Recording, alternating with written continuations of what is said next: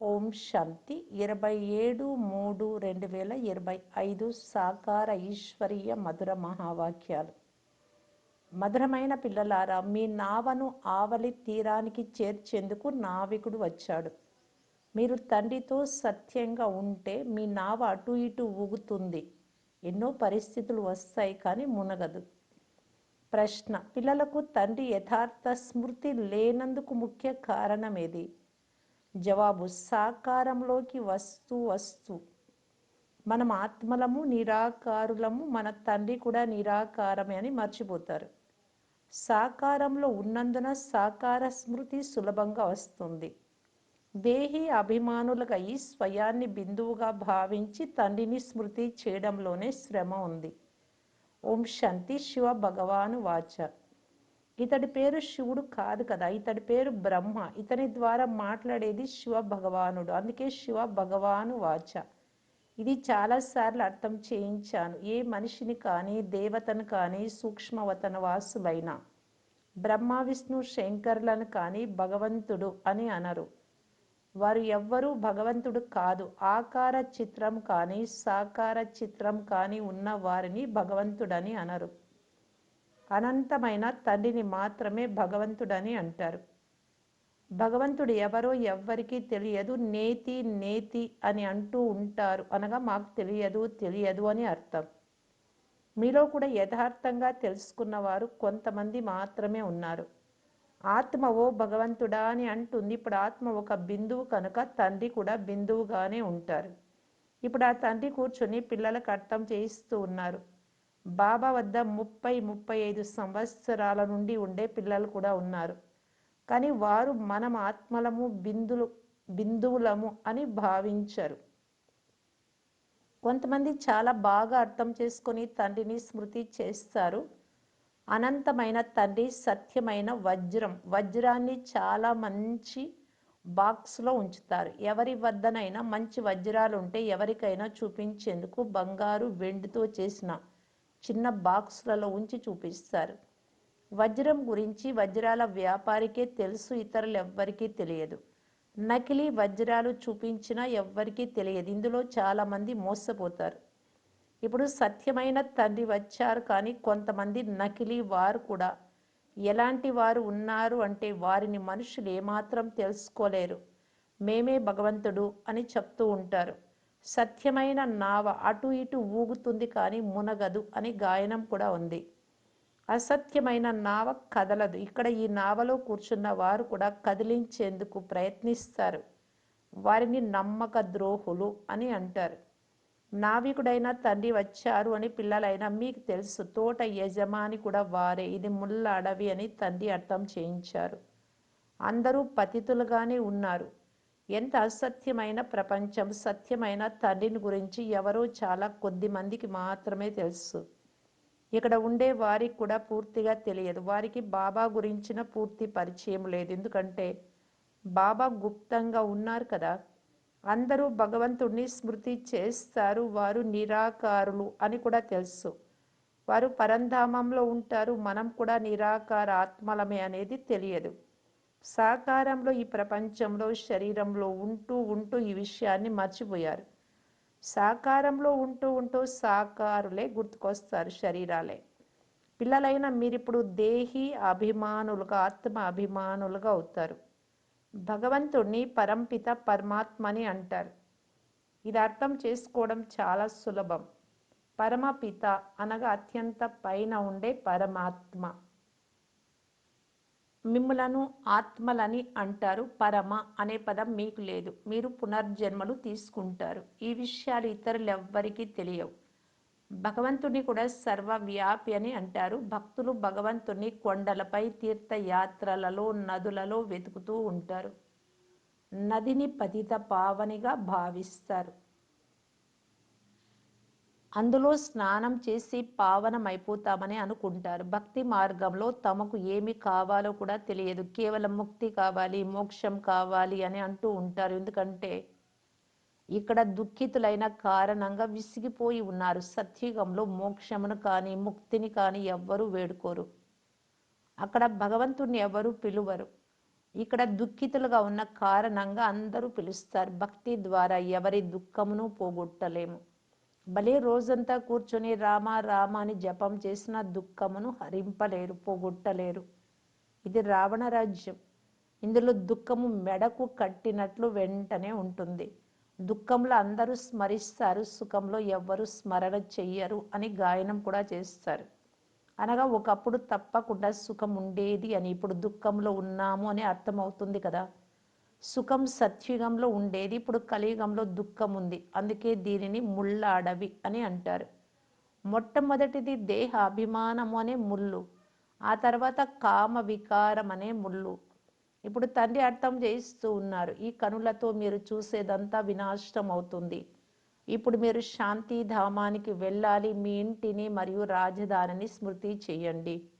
ఇంటి స్మృతితో పాటు తండ్రిని కూడా తప్పకుండా స్మృతి చెయ్యాలి. ఎందుకంటే ఇల్లు పతిత పావని కాదు, మీరు పతిత పావనులు అని తండ్రిని అంటారు. అందువలన తండ్రినే స్మృతి చేయాల్సి వస్తుంది. వారు నన్ను ఒక్కరినే స్మృతి చేయమని అంటున్నారు. బాబా మీరు వచ్చి పావనంగా చేయండి అని నన్నే పిలుస్తారు. జ్ఞాన సాగరులైనందున తప్పకుండా వచ్చి నోటి ద్వారా అర్థం చేయించాల్సి వస్తుంది. ప్రేరణతో చేయరు. ఒకవైపు శివ జయంతి పండుగను కూడా జరుపుతారు, మరోవైపు నామ రూపాల నుండి అతీతమని కూడా అంటారు. నామ రూపాలు లేకుండా ఏ వస్తువు ఉండదు. ఒకవైపు నామరూపాలు లేవంటూ మరోవైపు రాయి రప్ప అన్నింటిలోనూ ఉన్నారు అని అంటారు. తండ్రిని గురించి అనేక అభిప్రాయాలు ఉన్నాయి. మిమ్మల్ని 5 వికారాల రావణుడు తుచ్చ బుద్ధిగా తయారు చేశారు అని తండ్రి అర్థం చేయించారు. అందుకే దేవతల ఎదుటకు వెళ్ళి నమస్కరిస్తారు. కొంతమంది నాస్తికులుగా ఉంటారు, వారు ఎవరి మాట వినరు. ఇక్కడ తండ్రి వద్దకు వచ్చేది బ్రాహ్మణులు మాత్రమే. 5000 సంవత్సరాల క్రితం కూడా వారికే అర్థం చేయించాను. పరమపిత పరమాత్మ బ్రహ్మ ద్వారా స్థాపన చేస్తారు అని వ్రాయబడి కూడా ఉంది. కనుక బ్రహ్మ సంతానమైన వారు కదా. ప్రజాపిత బ్రహ్మ అయితే చాలా ప్రసిద్ధి చెందిన వారు. బ్రాహ్మణులు బ్రాహ్మణీలు కూడా తప్పకుండా ఉంటారు. ఇప్పుడు మీరు శూద్ర ధర్మం నుండి బ్రాహ్మణ ధర్మంలోకి వచ్చేశారు. వాస్తవంలో హిందువులు అనబడే వారికి తమ అసలు ధర్మం ఏదో తెలియదు. అందుకే ఒకప్పుడు ఒకరిని మరొకప్పుడు మరొకరిని నమ్మి ఒప్పుకుంటారు. అనేక మంది వద్దకు వెళ్తూ ఉంటారు. క్రైస్తవులు ఇతరులు ఎవ్వరి వద్దకు ఎప్పుడు వెళ్ళరు. భగవంతుడైన తండ్రి చెప్తున్నారు, నన్ను మాత్రమే స్మృతి చెయ్యండి. దీనిని మీరు నిరూపణ చేసి తెలుపుతారు, నన్ను స్మృతి చేయమని. భగవంతుడైన తండ్రి చెప్తున్నారు, నన్ను స్మృతి చేస్తేనే మీరు పతితుల నుండి పావనంగా అవుతారు అని భగవంతుడు చెప్తున్నారు అని. వినాశనం దగ్గరయ్యే కొలది వార్తాపత్రికల ద్వారా కూడా ఈ శబ్దం అందరి చెవులలో పడుతుంది. వార్తాపత్రికలలో అన్ని చోట్ల నుండి సమాచారాలు వస్తాయి కదా. భగవాను వాచ పరమపిత శివ్ పరమాత్మ చెప్తున్నారు, నేను పతిత పావనుడను, నన్ను స్మృతి చేస్తే మీరు పావనంగా అవుతారు. ఈ పతిత ప్రపంచ వినాశనం అతి సమీపంలో ఉంది. వినాశనం తప్పకుండా జరుగుతుంది. ఇది కూడా అందరికీ నిశ్చయం ఏర్పడుతుంది. వినాశన రిహార్సల్ కూడా జరుగుతూ ఉంటుంది. రాజధాని స్థాపన అయినంత వరకు వినాశనం అవ్వదు అని పిల్లలకు తెలుసు. భూకంపాలు మొదలైనవి కూడా తప్పకుండా జరుగుతాయి. ఒకవైపు బాంబులు పేలుతాయి, మరోవైపు ప్రకృతి బీభత్సాలు కూడా వస్తాయి. ఆహారము మొదలైనవి లభించవు, స్టీమర్లు రావు, కరువు కాటకాలు వస్తాయి. ఆకలితో మరణిస్తూ మరణిస్తూ సమాప్తం అవుతారు. నిరాహార దీక్షలు చేయువారు కూడా తేనె లేక నీరు మొదలైనవి తీసుకుంటూ ఉంటారు, బరువు తగ్గుతూ ఉంటారు. కానీ ఇక్కడ అకస్మాత్తుగా భూమి కంపించి మరణిస్తారు. వినాశనం అయితే తప్పకుండా జరుగుతుంది. సాధు సత్పురుషులు మొదలైన వారు వినాశనం అవుతుందని అంటారు. అందువలన రామ రామ అని జపించమంటారు. మనుషులకు భగవంతుడంటే ఎవరో తెలియదు. భగవంతుని గురించి భగవంతుడికి మాత్రమే తెలుసు, ఇతరులు ఎవ్వరికీ తెలియదు. ఇది వారు వచ్చే సమయం. వారి వృద్ధ శరీరంలో వచ్చి సృష్టి ఆది మధ్య అంత్యాల జ్ఞానం వినిపిస్తున్నారు. ఇప్పుడు వాపస్ వెళ్ళాలి అని పిల్లలైన మీకు తెలుసు అంటే ఇది సంతోషించే విషయమే కదా. మనం శాంతిధామానికి వెళ్ళిపోతాం. మానవులు శాంతినే కోరుకుంటారు, కానీ శాంతిని ఎవరిస్తారు? శాంతి దేవ అని అంటారు. ఇప్పుడు దేవాది దేవుడు అత్యంత శ్రేష్టాతి శ్రేష్టమైన వారు ఒకే ఒక్క తండ్రి. నేను మిమ్మల్ని అందరినీ పావనంగా చేసి తీసుకెళ్తాను అని వారు అంటున్నారు. ఒక్కరిని కూడా వదలను. డ్రామా అనుసారం అందరూ వెళ్ళే తీరాలి. దోమల వలె ఆత్మలన్నీ వెళ్తాయి అని గాయనం కూడా ఉంది. సత్యుగంలో చాలా కొద్ది మంది మనుషులు మాత్రమే ఉంటారని మీకు తెలుసు. ఇప్పుడు కలియుగాంతంలో లెక్కలేనంత మంది మనుషులు ఉన్నారు. ఆ తర్వాత కొంతమంది ఎలా ఉంటారు? ఇది సంగమ యుగం. మీరు సత్యుగంలోకి వెళ్లేందుకు పురుషార్థం చేస్తున్నారు. ఇది వినాశనం అవుతుంది అని మీకు తెలుసు. దోమల వలె ఆత్మలు వెళ్ళిపోతాయి. గుంపు గుంపే వెళ్ళిపోతుంది. సత్యుగంలో చాలా కొద్ది మంది మాత్రమే ఉంటారు. ఏ దేహధారిని స్మృతి చేయవద్దు అని తండ్రి చెప్తున్నారు. మీరు చూస్తూ కూడా చూడరు. మనమంతా ఆత్మలో మన ఇంటికి వెళ్ళిపోతామని తెలుసు. పాత శరీరాన్ని సంతోషంగా వదిలేయాలి. మన శాంతి ధామాన్ని స్మృతి చేస్తూ ఉంటే అంత మతి సో గతి అయిపోతుంది. ఒక్క తండ్రిని మాత్రమే స్మృతి చేయాలి. ఇందులోనే శ్రమ ఉంది. శ్రమ చేయకుండా ఉన్నత పదవి లభించదు. నరుని నుండి నారాయణుడిగా చేసేందుకే తండ్రి వచ్చారు. ఇప్పుడు ఈ పాత ప్రపంచంలో ఏ సుఖము లేదు. సుఖశాంతులుండేది శాంతిధామము, సుఖధామాలలో మాత్రమే. ఇక్కడైతే ఇంటింటిలో అశాంతి, కొట్లాటలు, గొడవలు వ్యాపించి ఉన్నాయి. తండ్రి చెప్తున్నారు, ఇప్పుడు ఈ చీచీ ప్రపంచాన్ని మర్చిపోండి. మధురాతి మధురమైన పిల్లలు, నేను మీ కొరకు స్వర్గ స్థాపన చేసేందుకు వచ్చాను. మీరు పతితులుగా ఈ నరకంలో పడి ఉన్నారు. ఇప్పుడు స్వర్గంలోనికి వెళ్ళాలి. అందువలన ఇప్పుడు తండ్రిని, స్వర్గమును స్మృతి చేస్తూ ఉంటే అంత మతి సో గతి అయిపోతుంది. వివాహాలు మొదలైన వాటికి భలే వెళ్ళండి, కానీ తండ్రిని స్మృతి చేయండి. జ్ఞానమంతా బుద్ధిలో ఉండాలి. భలే ఇంటిలో ఉండండి, పిల్లలు మొదలైన వారిని సంభాళించండి, కానీ బుద్ధిలో తండ్రి ఆజ్ఞను గుర్తుంచుకోండి. నన్ను స్మృతి చెయ్యండి. ఇంటిని వదిలి వెళ్ళరాదు. అలా వెళ్ళిపోతే పిల్లలను ఎవరు సంభాళిస్తారు? చిన్న పిల్లలను. భక్తులు ఇంటిలోనే ఉంటారు. గృహస్థ వ్యవహారాలు నిర్వర్తిస్తూ ఉంటారు. అయినా వారిని భక్తులు అని అంటారు. ఎందుకంటే వారు భక్తి చేస్తారు. ఇల్లు వాకిలు కూడా సంభాళిస్తూ ఉంటారు. వికారాలకు వశం అవుతూ ఉన్న గురువులు వారికి కృష్ణుడిని స్మృతి చేస్తే కృష్ణుడి వంటి పిల్లలు జన్మిస్తారు అని చెప్తూ ఉంటారు. ఇటువంటి విషయాలు పిల్లలైన మీకు అవసరం లేదు. ఎందుకంటే ఇప్పుడు స్థాపన అవ్వబోయే సత్యుగం గురించి, అందులోనికి వెళ్ళే విషయాలను నేను వినిపిస్తూ ఉన్నా. వైకుంఠాన్ని కృష్ణుడు స్థాపన చెయ్యడు. కృష్ణుడు వైకుంఠానికి యజమానిగా అవుతాడు. అతను తండ్రి నుండి వారసత్వం తీసుకున్నాడు. సంగమ యుగంలోనే గీతా భగవానుడు శివబాబా అవతరిస్తాడు. కృష్ణుణ్ణి భగవంతుడని అనరు. కృష్ణుడు చదువుకునేవాడు. గీతను వినిపించిన వారు తండ్రి. పిల్లలు ఆ గీతను విన్నారు. భక్తి మార్గంలో తండ్రి పేరుకు బదులు పుత్రుడి పేరు, శ్రీకృష్ణుడి పేరు వేసేశారు.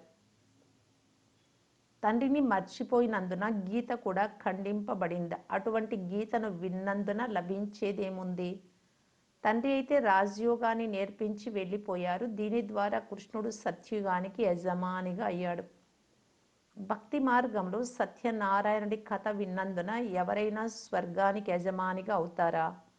ఈ భావనతో ఎవ్వరూ వినరు. ఆ కథ విన్నందున ఏ లాభము లేదు. సాధు సత్పురుషులు మొదలైన వారు వారి వారి మంత్రాలను ఇస్తారు, వారి ఫోటోలను కూడా ఇస్తారు. ఇక్కడ అటువంటి విషయాలు ఏవీ లేవు. ఇతర సత్సంగాలకు వెళ్తే ఫలానా స్వామి కథ వినిపిస్తారు అని అంటారు. ఎవరి కథ? వేదాంతంలోని కథ, గీతా కథ, భాగవత కథ. ఇప్పుడు మనలను చదివించేవారు దేహదారి కాదు అని. వారు ఏ శాస్త్రాలు మొదలైనవి చదవలేదు అని పిల్లలైనా మీకు ఇప్పుడు తెలుసు. శివబాబా శాస్త్రాలు ఏమైనా చదివారా? అవి చదివేది మనుషులు. నేను గీత మొదలైనవేవి చదవలేదు అని శివబాబా తెలియజేస్తూ ఉన్నారు. నేను ఏ రథంలో కూర్చొని ఉన్నానో బ్రహ్మ శరీరంలో, ఈ రథం గీతను చదివింది నేను చదవలేదు. బ్రహ్మబాబా చదివారు. నాలో మొత్తం ఈ సృష్టి చక్రం ఆది మధ్య అంత్యాల జ్ఞానమంతా ఉంది. ఇతను రోజు గీతను చదివేవాడు, చిలకలాగా కంఠస్థం చేసేవాడు. తండ్రి ప్రవేశించినప్పుడు ఆ గీతను చదవడం వెంటనే వదిలేశాడు. ఎందుకంటే ఇది శివబాబా వినిపిస్తున్నారు అని అర్థం చేసుకున్నాడు. తండ్రి చెప్తున్నారు, నేను మీకు స్వర్గ చక్రవర్తి పదవిని ఇస్తున్నాను. అందువలన ఈ పాత ప్రపంచంపై మమకారం వదిలేయండి. కేవలం నన్ను ఒక్కరినే స్మృతి చేయండి. శ్రమ చేయాలి. సత్యమైన ప్రేయసికి మాటి మాటికి ప్రియుడే గుర్తుకొస్తూ ఉంటాడు. అందువలన ఇప్పుడు తండ్రి స్మృతి కూడా అదే విధంగా మీకు పక్కాగా ఉండాలి. పారలౌకిక తండ్రి చెప్తున్నారు, పిల్లలు నన్ను స్మృతి చేయండి మరియు స్వర్గ వారసత్వమును స్మృతి చేయండి. ఇందులో ఎలాంటి శబ్దాలు చేయాల్సిన అవసరం లేదు. వీణ మొదలైన వాయిద్యాలను మ్రోగించే అవసరం కూడా లేదు. మంచి మంచి పాటలు మాత్రమే వినవచ్చు. వాటి అర్థం కూడా మీకు తెలియజేస్తారు. పాటలు తయారు చేయువారికి అసలైన అర్థం ఏమాత్రం తెలియదు. మీరాబాయి గొప్ప భక్తురాలు. మీరిప్పుడు జ్ఞానులుగా అయ్యారు. పిల్లలు ఏ పనులనైనా సరిగ్గా చేయకుంటే మీరు భక్తుల వలె ఉన్నారు అని బాబా అంటారు. అప్పుడు బాబా ఎందుకు అంటున్నారు వారికి అర్థం అవుతుంది. పిల్లలు ఇప్పుడు తండ్రిని స్మృతి చేయండి, సందేశకులుగా కండి అని తండ్రి తెలియజేస్తూ ఉన్నారు. తండ్రిని వారసత్వాన్ని స్మృతి చేస్తే జన్మ జన్మాంతరాల పాపాలు భస్మమైపోతాయి అని అందరికీ సందేశం ఇవ్వండి. ఇప్పుడు వాపస్ ఇంటికి వెళ్ళే సమయం అని తెలిపించండి. భగవంతుడు ఒక్కరు మాత్రమే నిరాకారులు. వారికి తమ స్వంత శరీరం లేదు. ఆ తండ్రి స్వయంగా కూర్చొని తన పరిచయాన్ని ఇస్తూ ఉన్నారు. మన్మనాభవ అనే మంత్రం ఇస్తారు.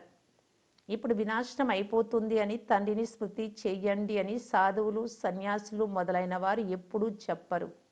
తండ్రి ఒక్కరే బ్రాహ్మణ పిల్లలకు స్మృతినిప్పిస్తూ ఉన్నారు. స్మృతి ద్వారా ఆరోగ్యము, చదువు ద్వారా సంపద లభిస్తుంది. మీరు మృత్యుపై విజయం పొందుతారు. అక్కడ ఎప్పుడు అకాల మృత్యు ఉండదు. దేవతలు మృత్యుపై విజయం పొందారు. మంచిది. మధురాతి మధురమైన అపురూపమైన పిల్లలకు మాతాపిత బాప్దాదాల ప్రియ స్మృతులు మరియు గుడ్ మార్నింగ్. ఆత్మిక పిల్లలకు ఆత్మిక తండ్రి నమస్తే. ధారణ కొరకు ముఖ్య సారం. ఫస్ట్ పాయింట్, తండ్రి ద్వారా భక్తులు అనే బిరుదు లభించే కర్మలు ఏవి చేయరాదు. సందేశకులుగా అయ్యి అందరికీ తండ్రిని, వారసత్వం, స్వర్గాన్ని స్మృతి చేయమనే సందేశాన్ని ఇవ్వండి. సెకండ్ పాయింట్, ఈ పాత ప్రపంచంలో ఎటువంటి సుఖము లేదు. ఇది చీచీ ప్రపంచం. దీనిని మర్చిపోతూ ఉండాలి. ఇంటి స్మృతితో పాటు పవిత్రంగా అయ్యేందుకు తండ్రిని కూడా తప్పకుండా స్మృతి చేయాలి. వరదానము, ప్రవృత్తిలో ఉంటూ పరవృత్తిలో ఉండే నిరంతర యోగి భవ. నిరంతర యోగిగా అయ్యేందుకు సహజ సాధనము ప్రవృత్తిలో ఉంటూ పరవృత్తిలో ఉండాలి.